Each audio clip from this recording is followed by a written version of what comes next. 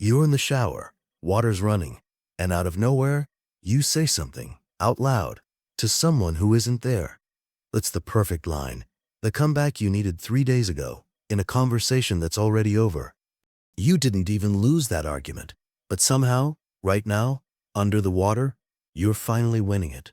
This has a name. Some people call it shower arguing. Researchers who study it call it something more specific, an imagined interaction, a conversation your brain runs entirely by itself, with someone who isn't in the room. If you do this, you're not petty, and you're not stuck on the past in some broken way. Almost everyone's brain does this, usually at the exact moments you've stopped trying to think at all, in the shower, in the car, staring at a ceiling at 1 a.m. But here's the strange part. Your brain isn't randomly replaying old fights. It's choosing them on purpose, for reasons that have almost nothing to do with the other person.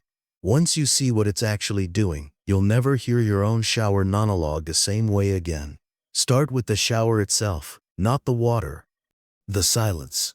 Think about how rare that silence actually is. No phone, no screen, nothing to read, click, or scroll. For maybe 8 minutes, there's nothing external asking for your attention, and the brain does not like a vacuum.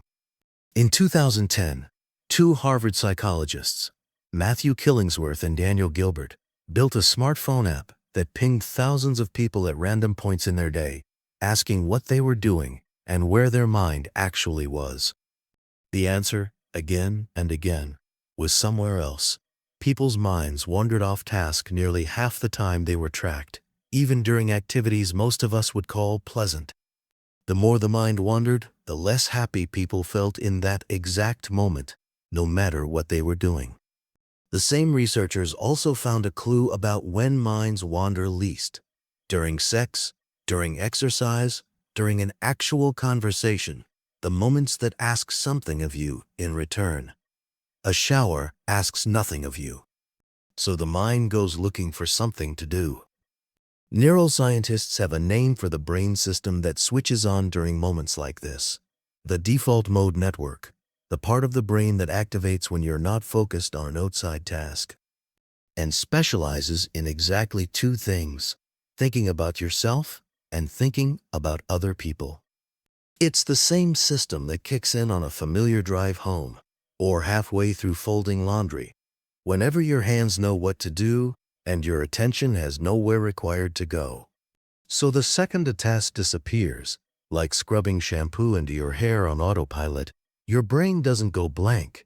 It goes looking for unfinished social business, and it usually finds some. None of this makes mind wandering the enemy. The same wandering that replays old arguments also helps you plan ahead, connect loose ideas, and rehearse things you haven't said yet.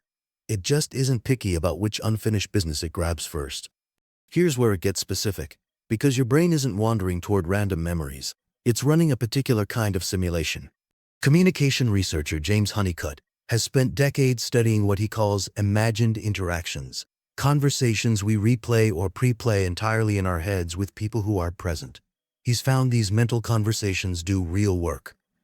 They help us rehearse what to say next time, sure. But they also serve something he calls self-understanding, working out what we actually believe and how we feel about a situation, and something he calls catharsis, letting off steam that has nowhere else to go in the moment. Some imagined interactions are about the future, rehearsing what you'll say tomorrow, but a huge number of them are retroactive. They replay something that already happened, usually something that didn't resolve the way you wanted. Arguments are almost custom-built for this. A finished conversation feels closed. An argument where you froze, backed down, or said the wrong thing feels open, like a door that won't latch. There's actually an old term for this exact flavor of frustration. Back in the 1770s, the French philosopher Denis Diderot described the feeling of losing an exchange in the moment, only for the perfect response to arrive later, once you were already leaving, already on the stairs alone. The French called it, roughly, staircase wit, the brilliant reply that always shows up too late to use. The shower is just a modern staircase. It's one of the few places left where you're alone enough and unoccupied enough for that delayed reply to finally surface. So you deliver it, out loud, to no one, And for a few seconds, it feels like the door finally clicks shut. Except it doesn't actually click shut. And this is where it gets strange. You'd expect that winning the argument in your head, even a fake private win, would calm you down. That's the whole appeal of running the replay in the first place. But psychologists who study anger have found close to the opposite.